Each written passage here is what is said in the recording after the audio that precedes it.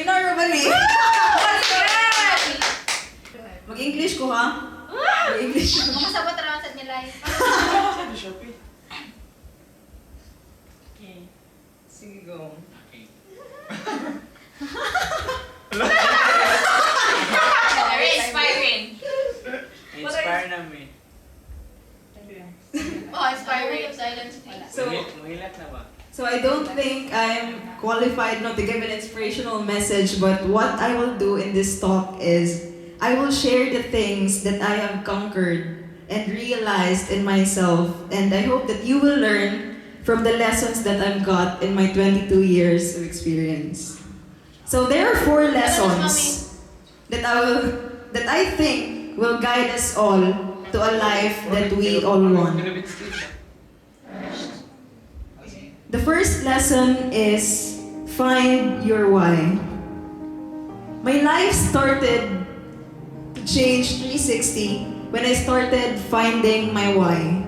So, mga tanong ko, have you guys found your why? Yes or no?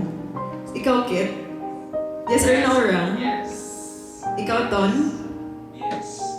So, what does it mean to find your why?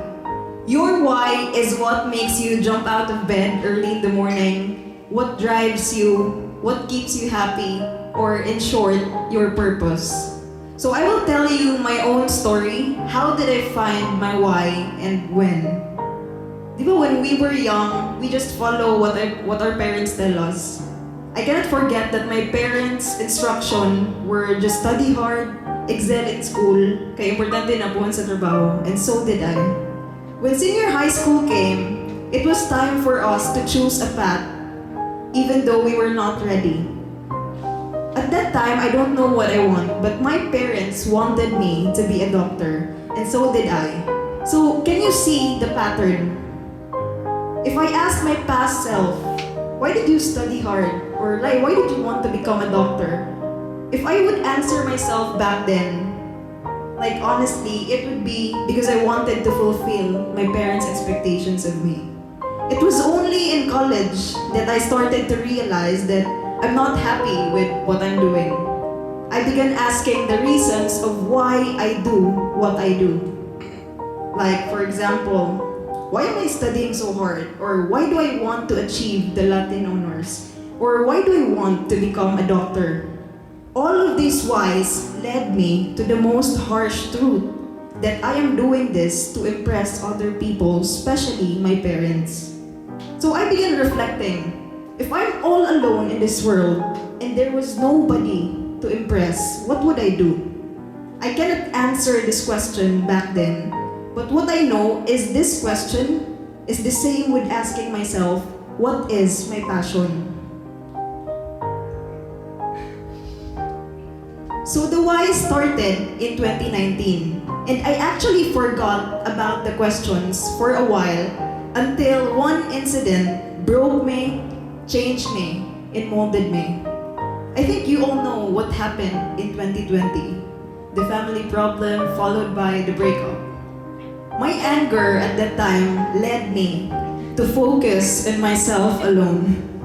I began asking the question seriously. Like, what makes you happy today? Because I have realized that the person who is responsible for my happiness is only myself, not my parents, not my partner, and most especially not other people. So I was so focused on pursuing my own happiness under what is in my control. I began listing down the things that make me happy, and I listed the highest moments in my life. And the top 3 were events with leadership roles, events where I speak in front of people, and solving mathematical problems. This is what makes me happy in terms of career. So this is what led me to business management. I thought before that prioritizing myself is selfish, but I have realized that I can serve God more, my family and friends, and the people around me when I am at my best self. And the journey to becoming your best self all starts with finding your why. So that is the lesson number 1. When I found my why, I was very motivated. I know what I wanted to do, So in 2021, we started businesses and joined the DTI competition. There was so much drive, but there was something wrong. I have sacrificed my health and my relationships, and I realized if I would do this for years and years, I would be burnt out and I would not survive. So if the first lesson was to find your why, the second lesson was to love the process more than the destination. What happened is I was so in love with the destination, which is wrong. I wanted instant results. So I worked all day and all night, and when I did not see a result, I wanted to quit. The right way is after finding your why, set a goal, but figure out the system that would make you achieve your goal and focus all your energy there in the process. So for example, if I wanted to publish a book, instead of focusing on that goal, I should focus instead on the fact that I need to write at least one paragraph a day. That is the process or the system. And we have to love the process more than the destination because the process will take care of the results. So number 3, you've found your why and now you're focused on the process. The third one is to build resilience. Because the goal is not to avoid any setbacks, delays, or failures. Those will always be present. But the goal is to come back up again faster than before. And how do you do it? By practicing the attitude of gratitude. When I was at my lowest point in 2020, I survived because you were there. Maybe the weekly date was just a little thing for you, but for me, that's what saved me. And when I was grateful for all of you, it gave me hope that things will get better. And fast forward now, 2 years after, it did. To build resilience, find the things to be grateful for despite the setbacks.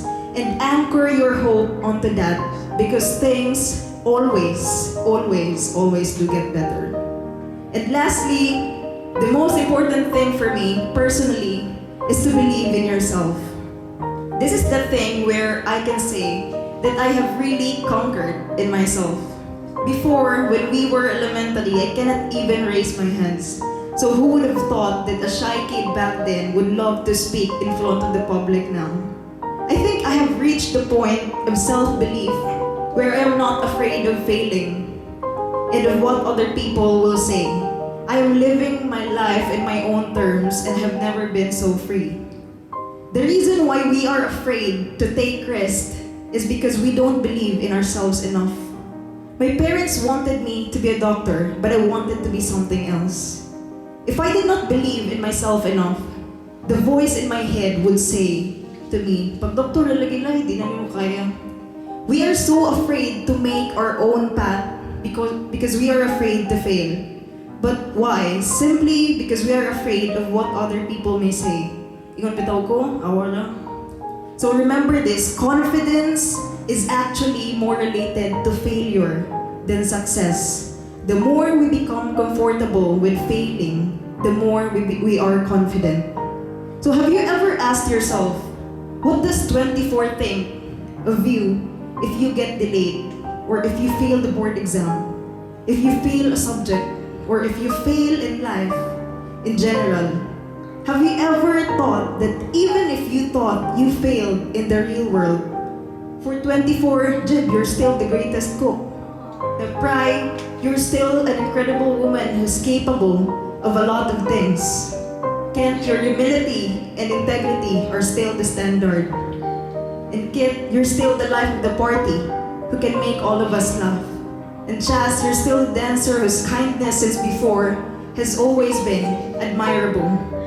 Jan, you're still the model, the artist, and the designer of the group. And Glai, you're still the most talented in both music and art. And Chris, the wittiest and the oldest of the group who never fails to appreciate our talents. And Sar, the one with the purest heart who's very reliable with an incredible work ethic. All of this, but why are we still so afraid to fail? 24 is just an example. The most important thing is how you see yourself even if you fail. In 2023, majority of us will graduate. This is the time where I wanted you to take unbelievable risk. Go out of your comfort zone and just show the world what you've got. Don't forget to find your why, focus on the process, build resilience, and believe in yourself. Believe in yourself. Expect a lot of failures along the way because failures are just part of the process. And remember that the goal in life is not to prevent failures, but to see yourself as worthy, amazing, and capable even if you fail. So soar high and don't be afraid to fail more. Thank you.